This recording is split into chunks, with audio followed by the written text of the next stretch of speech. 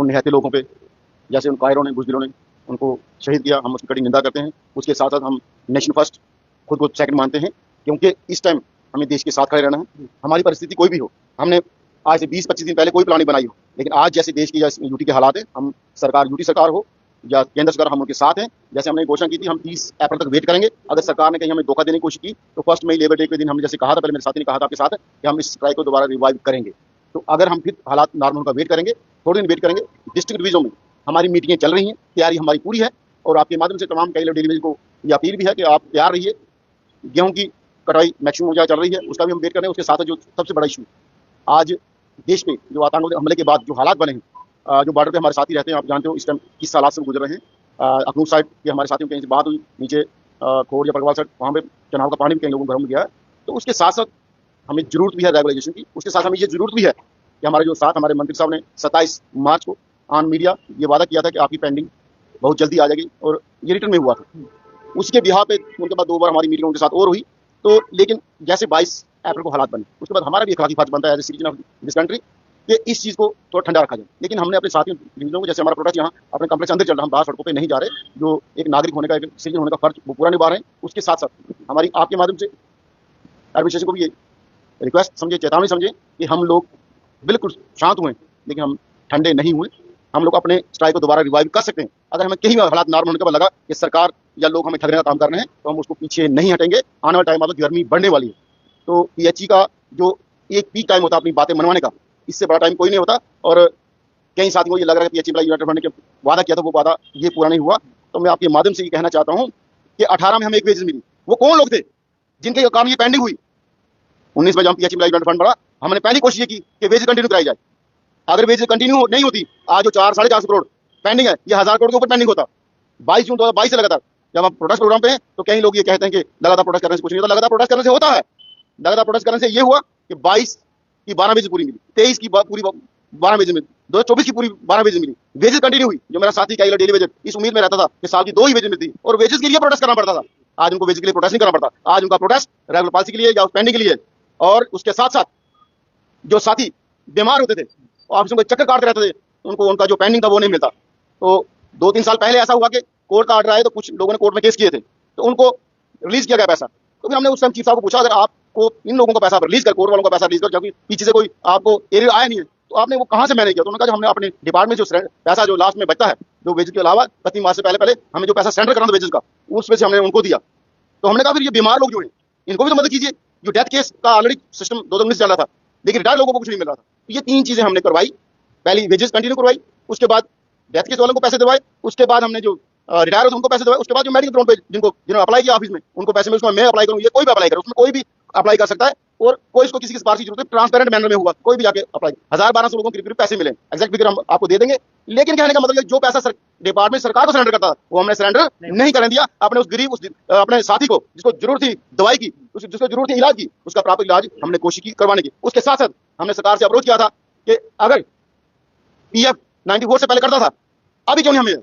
अगर ईएसआई की scheme, medical scheme जिसको मेडिकल इंश्योरेंस स्कीम, जो state employ state insurance corporation कहा जाता है, ईएसआई को, वो चीज हम पे लागू क्यों नहीं? अभी सच्चा वाले ने ऑर्डर निकाला कुछ दिन पहले, और टाइम में भी दिया, जिसमें मेंशन है, जी लिखा हुआ है कि डेली वर्कर, डेली वेजर्स हो गए, कैजुअल लेबर हो गया, आशा वर्कर, आंगनवाड़ी वर्कर या फिर हेल्पर्स हो गए, इन्हें इनका डाटा दीजिए ताकि हम ईपीएफओ के अंदर डालें और ईएसआई के अंदर डालें। तो इसे भी कैसे देखते हैं इस कदम को, क्योंकि डाटा मांगा गया है? उससे 2 चीजें, ईएसआई और जो एम्प्लॉय प्रोविडेंट फंड की 2 चीजें, उससे एक तो डाटा क्लियर हो जाएगा। सरकार जो डाटा की बात करती है, उमर साहब जो कह रहे हैं हमारे पास डाटा नहीं है, या जो कमेटी बनी है देखेगी, इससे 2 चीजें क्लियर हो जाएगी। और जो साथी बीमारी कंडीशन में है, आज हमारा एक साथी गंदो साइड का, उसको एक्सीडेंट हुआ, उसको हेड इंजरी हुई है, वो कोमा में है, उसके इलाज में कितना पैसा लगेगा? अगर ये स्कीम पहले होती, आज उसके घर वाले परेशान नहीं होते, आज उसके घर वाले उसको अच्छे हॉस्पिटल इलाज करवाते। फिर भी हमने कोशिश की, अप्रोच किया, हमारी तरफ से ये चीफ लाइन कोशिश से हम ये उम्मीद करेंगे उसके घर वालों को अच्छी खासी उसका पेंडिंग वेजेस मिल जाएगा, आने वाले दिनों में मिल जाएगा। हम अमाउंट बता के अपनी वाहवाही लूटना नहीं चाहते, या ये नहीं कहना चाहते हमने आज दिलवाया कल दिलवाया। हम ये कहते हैं हम उस कैजुअल डेली के साथ खड़े हैं, जिसको कहीं परेशानी आती है या कहीं डिवीजन में वेजेस लेट आती थी, उसके भी हमने बाकायदा एक ऑर्डर करवाया था कि 5 तारीख को सबकी शीटें डिवीजनल डिस्ट्रिक्ट में जमा होनी चाहिए, डिवीजन में जमा होनी चाहिए,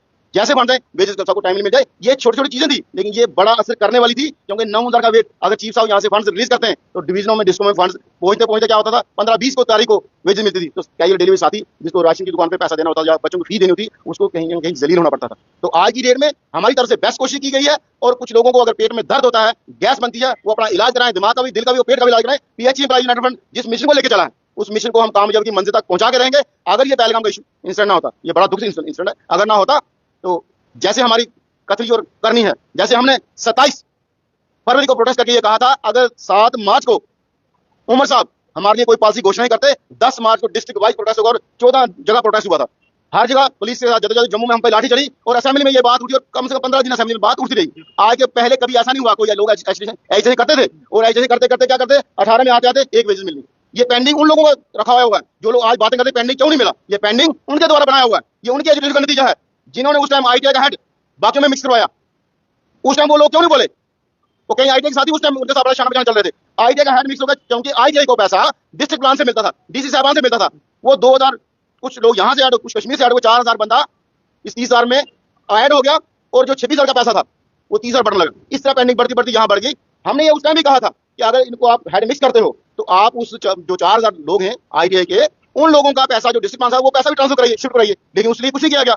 आज की जो परिस्थिति बनी हुई है ये उन लोगों की बनाई हुई है जो आज ये सवाल करते हैं इतना पेंडिंग हो गया, इतना पेंडिंग नहीं मिला, ये तारीख दी थी, वो तारीख दी थी। पहलगाम से बड़ा इंसिडेंट, दुख इंसिडेंट इस देश में नहीं हो सकता। आज जो सवाल करते हैं उनके लिए शर्म आनी चाहिए उनको कि इतने बड़े इशू पे आज वो PH एम्प्लॉय यूनिट पर सवाल खड़े करते हैं। PH एम्प्लॉय यूनिट पर जब भी काम किया, रिजल्ट दिया और ये रिजल्ट लोगों के सामने है। आज लोगों को 12 विजन मिल रही है, आज लोगों को मेडिकल इंश्योरेंस पे मेडिकल का पैसा मिल रहा है, उनका पेंडिंग ही है। जो पैसा लैप्स हो जाता था, जो सरकार के पास चला जाता, आज डेथ केस वालों को पैसा मिल रहा है, आज रिटायरिंग को पैसा मिल रहा है। एक अच्छी शुरुआत कदम से कदम बना के आज हम उस मंजिल की तरफ जा रहे हैं जो 2014 में सरकार हमें रेगुलर करने वाली थी, जो कमेटी बनी थी। तो ऐसे लोग बीच में आए 14 और 19 के बीच, उन्होंने हमें तनख्वाह के वेजेस पे मोहताज कर दिया कि वेजेस साल की 1 या 2 मिलेगी और वेजेस के लिए तब प्रोटेस्ट करना पड़ता। आज का प्रोटेस्ट जो हो रहा है, आज रेगुलेशन के जो हो रहा है, SR 64 के बेनिफिट दिए जाए, या SR 520 को अमेंडमेंट करके उसके सारे बेनिफिट दिए जाए। हमारा मिशन सीधा है, हमारी लड़ाई सीधी है। हम ना किसी की बात में झुकते, ना सरकार के आगे झुकते। सरकार को अपनी दलीलों से, अपनी बातों से कन्विंस करते हैं कि हम सच्चाई पे हैं, हमारी ये जरूरतें हैं, क्या ये डेली वेजेस की परेशानी है। अगर हमने ये मुद्दा उठाया है कि PHE के हमारे परमानेंट स्टाफ जो है, फिर साहब वो एसेंशियल सर्विस के बेनिफिट ले रहा है, तो क्या ये डेली वेज को क्यों नहीं मिले? वो 2.5 दिन की एक्स्ट्रा पे ले रहा है, वो हफ्ते का एक ऑफ ले रहा है, वो चीज हमें क्यों ना मिले? बाकी किसी डिपार्टमेंट ने विरोध नहीं किया, लेकिन PHE कुछ ऐसे लोग वो विरोध कर रहे हैं। एसेंशियल सर्विस क्यों मांग रहे हैं? अलग PHE प्रोटेस्ट क्यों करेगा? भाई PDD को एसेंशियल सर्विस है, किसी डिपार्टमेंट में विरोध किया? हमने तो विरोध नहीं किया। तो इसीलिए मेरा कहना है, अज्ञानता बहुत बुरी चीज है, अज्ञानता बहुत बुरी चीज है। अनपढ़ होना बुरी चीज नहीं है, लेकिन पढ़ा लिखा अज्ञानी जब होगा वो सीधे रास्ते चलने वाली चीज को भी गलत डायरेक्शन में देगा। आज ये कहा जाता है वो दिस दैट, तो हम ये कहते हैं कि वो लोग तब कहां थे जब 18 में एक वेजेस मिली? उसका कारण कौन था? उसका कौन जिम्मेवार है? वो लोग 5 साल कहां सोए रहे? 10 मार्च के बाद ये लोग खड़े, जब PH एम्प्लॉय यूनिट में प्रोटेस्ट किया पूरे प्रोविंस में, जब उनको लाठियां चली, असेंबली बात हुई, फिर जैसे इलेक्शन में कई लोग ने सफेद कुर्ता पजामा पहन के आ जाते हैं, मैं भी MLA बनूंगा, मैं भी DDC बनूंगा, इसी तरह के लोगों को लगा अब पॉलिसी मिलने वाली है तो वो लोग आगे मैदान में हम भी क्रेडिट लेंगे। भैया काम उन लोग क्रेडिट आप लोग ले लेना। हमने पहले भी कहा था कि हम लोग रेगुलेशन के लुटे हुए हैं, रेगुलेशन होगा उसके बाद अगर हमें से कोई आपको दिखा ग्राउंड में लीडरी करता हुआ तो आप लोग लीडरी करना। आज की डेट में क्या डेली को सबसे ज्यादा जरूरत जो है वो उस मदद की जरूरत सरकार से मैक्सिमम मदद हम ले सकें, चाहे ESI की है, चाहे पेट्रोल फंड की है, चाहे मेडिकल ग्राउंड पे जो लोग बीमारों को जो पैसा लैब उसकी है, या डेथ केस वाला, कहीं ना कहीं से सरकार से डिपार्टमेंट से हम मदद लेके अपने साथियों में पहुंचा रहे। कोई एहसान नहीं उन पे कर रहे, ये कोई भी ले सकता है, मैं भी ले सकता हूं, आप ये भी ले सकता है जो डिपार्टमेंट कैरियर डेली भेज रहे हैं। लेकिन तकलीफ उन लोगों को हो रही है जिनकी वो चंदे वाली टीम, वो चंदे का धंधे वाली टीम, इसी ग्राउंड में जब प्रोटेस्ट होता है लफाफा रखा जाता है, लोगों को आगे लफाफा घुमाया जाता है, इसमें डालो। आज हम 3-3.5 साल से प्रोटेस्ट कर रहे हैं, हमने किसी से चंदा नहीं मांगा। अगर हम टूर लगाने अपनी जेब से जाते हैं, हमने किसी वेटर नहीं मांगा। एजिटेशन बगैर पैसे की चलती है, उस एजिटेशन को चलाने के आपके पास ईमानदारी होनी चाहिए।